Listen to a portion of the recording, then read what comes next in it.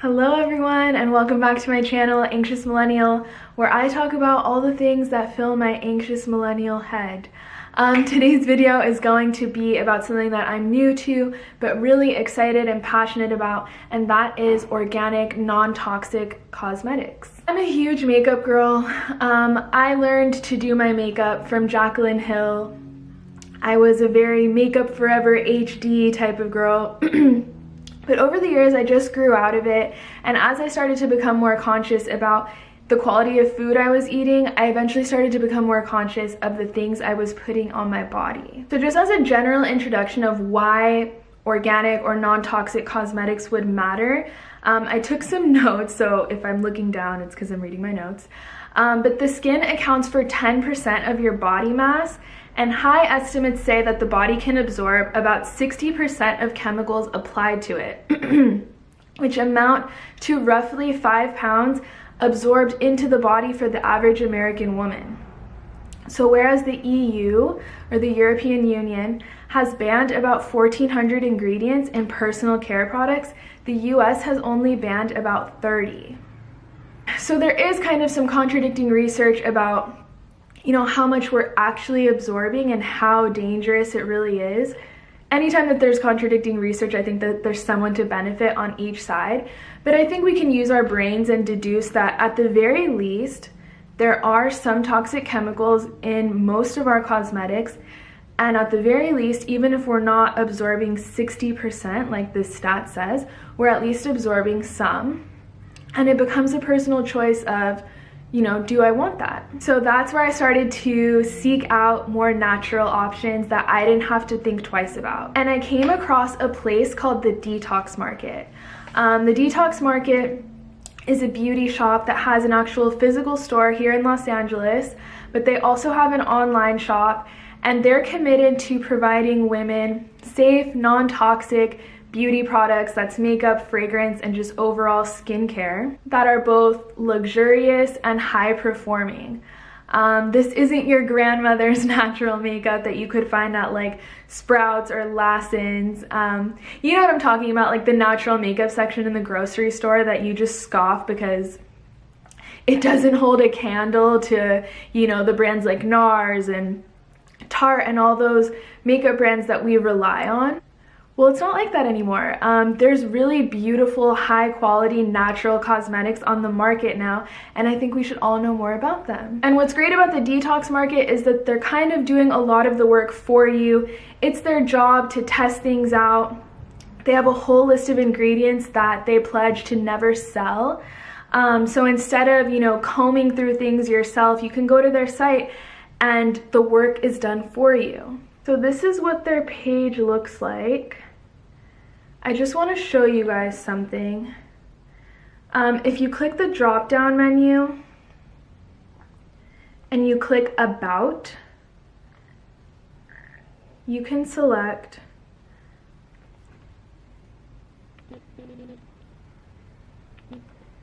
you can go to their ingredient standards list, which it gives you a long list of all the ingredients that they'll never sell, or products with ingredients that they'll never sell. And then it gives a key, this is a key of what potential damages these ingredients could cause. So like this top one explains like what carcinogenic means. And I think this one's reproductive harm. So I think that that's a really cool resource that they give their customers. So yeah, I would encourage you guys to jump on their site, see what you're interested in, and check out their ingredients list and the pledge that they take to never sell all this mierda. My collection of non-toxic makeup is super, super small. In any case, I've been tapering down my makeup, but yes, it's super small, super natural. It's actually what I'm wearing right now, very day-to-day. So if that's something that you're interested, getting your feet wet in this world of non-toxic cosmetics, then please keep on watching. Okay, so I'm going to go through all my makeup steps and basically just compare the primary ingredients of what I used to use versus the primary ingredient of my new non-toxic makeup option.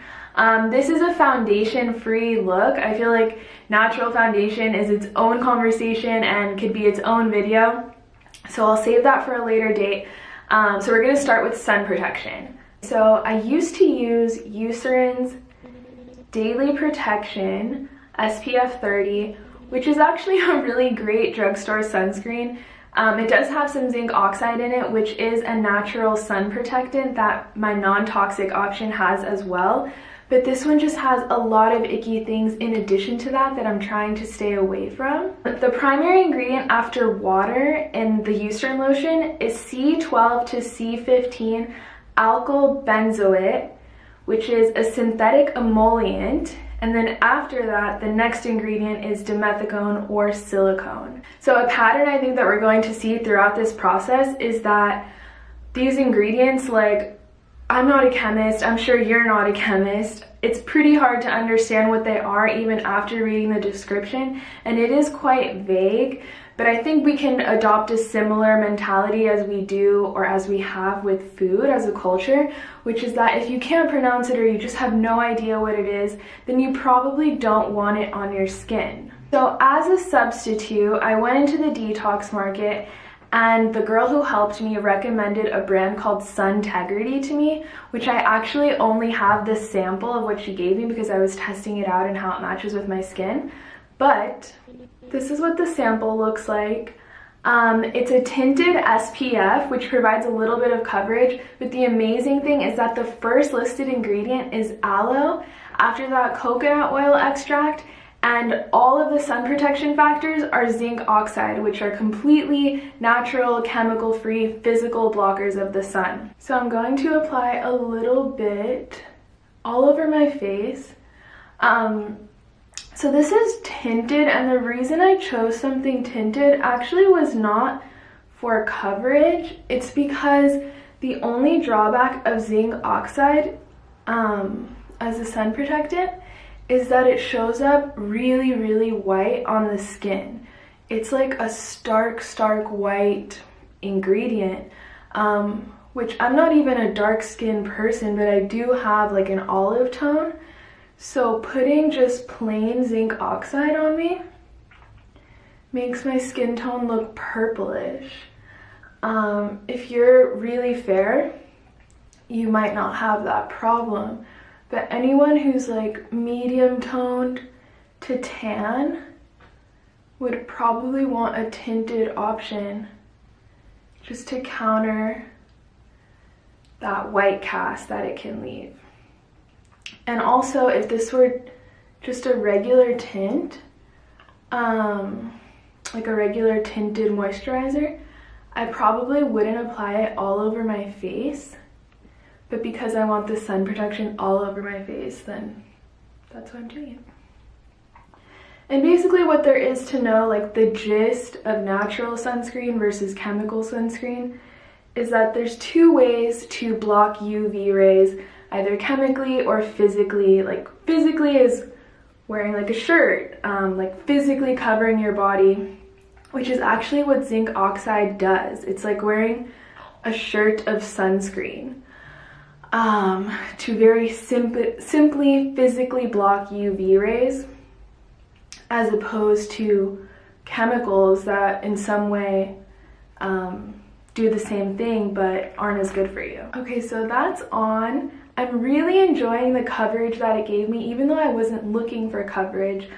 Super natural, moisturizing, but I'm just happy that I'm naturally protected from the sun. So next we're gonna move to blush. Previously I was using a cream blush by And Other Stories. Looks like this. It's a little gross. I looked at the ingredients in this one and they were pretty bad.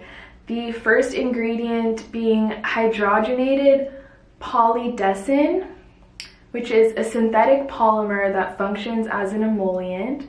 So I guess that's similar to the primary ingredient in the Eucerin lotion. And we're just comparing the main ingredients, but there was a long list of things that seemed a little suspect. But my natural alternative is one by a brand called Ilia. It looks like this, and it's actually a multi-stick that you can use on your lips as well as your cheeks.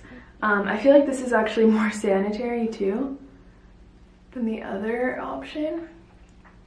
I apply it pretty liberally because it's quite sheer when you blend it out, but also because I'm not wearing foundation, I just want to give a little color and coverage to my face. So all I'm doing is smiling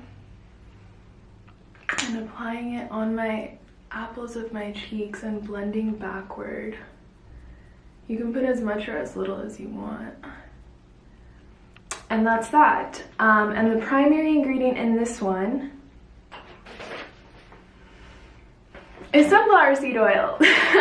We're gonna move on to eyes next. I actually don't have on me the palette that I would typically use, but it is the Becca Ombre Rouge palette, and I'll link it below so you guys can see it and also read the ingredients if you're interested. It's just a basic warm nudes palette, and the primary ingredient is talc, which doesn't sound so bad, but when I looked it up, talc is a powdered native hydrous magnesium silicate. It can sometimes be contaminated with asbestos fibers, posing risks for respiratory toxicity and cancer. Studies by the National Toxicology Panel demonstrated that cosmetic-grade talc, free of asbestos, is a form of magnesium silicate that can also be toxic and carcinogenic. So that was a huge mouthful, but it's basically saying that I guess talc can sometimes be contaminated with asbestos, but when it's made to be cosmetic grade, that in that case it becomes magnesium silicate, which I guess is also toxic and carcinogenic. So this isn't an exact dupe, but I replaced that palette as like my daily go-to with this RMS Beauty eye polish in the color Lucky, which I am obsessed with this color. It's like the prettiest coppery gold, and apply all over my eyelids. There's no real rhyme or reason to this. Like, this is honestly the easiest makeup you'll ever do. And I'll read the primary ingredients in a sec. If this were a nighttime look, I might add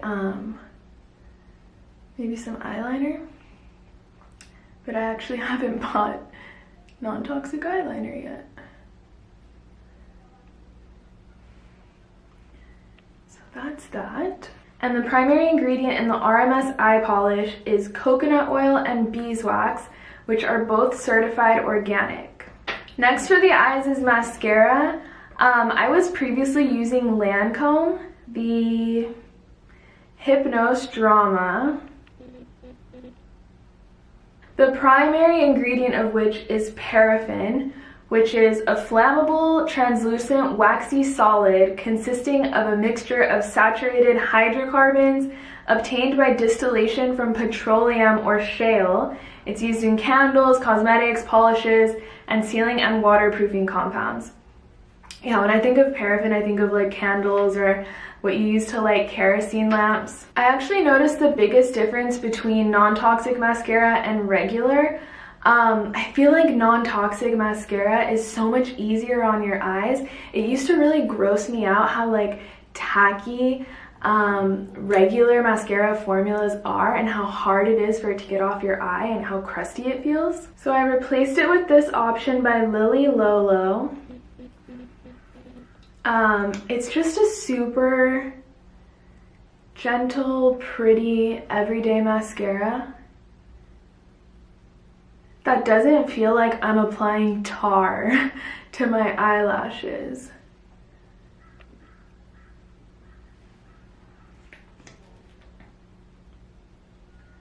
That doesn't mean it doesn't stay on either. Like, I do have to remove it with makeup remover, but it just doesn't feel like as tacky and gross.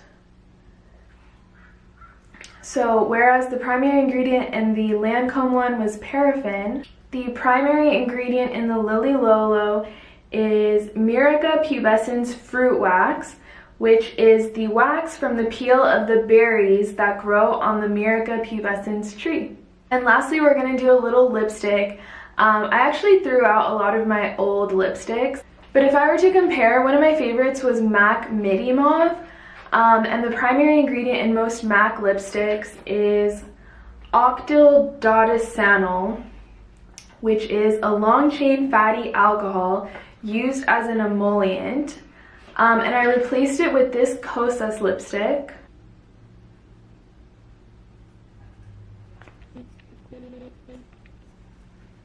In the shade Undone. So this is a really rosy, Your Lips But Better shade. That's super comfortable to wear, super easy. You can wear it at night or during the daytime. And the primary ingredient is castor seed oil, which actually the MAC lipsticks, the second ingredient after octyl whatever is also castor oil. So Kosas is just proving that you can do the same thing, you know, have the same emollient effect without the chemicals. They just went straight to the good stuff. And lastly, I don't have an alternative to this. This is one of my old products, but I need to check in on the ingredients because I don't think they're that bad. Is Glossier's Boy Brow. A real oldie but goodie. I don't think it would be hard to replace it if I had to. I just don't know if I have to yet. I've been going for a way more natural brow look. I used to be like an Anastasia dip brow kind of gal. So that is it. That is the finished look. Super easy, natural, both in appearance but also in ingredients. Things that are actually good for your skin and your hair, or at the very least are not toxic, or at the very least that you can pronounce and that you know what they actually are and can easily understand. I think ideally it shouldn't take us 30 minutes of Googling and research to know what we're putting on our faces and on our eyes and on our mouths. And it's all a process of just becoming more educated and doing a little bit better as we know more. So thank you guys so much for watching. I hope you try out any of these products that I recommended. If you have any recommendations for me, leave them in the comments because I am a total newbie to this. I'm still learning, and I would love to know what you guys love. So that's it for today, and I'll see you guys in my next video.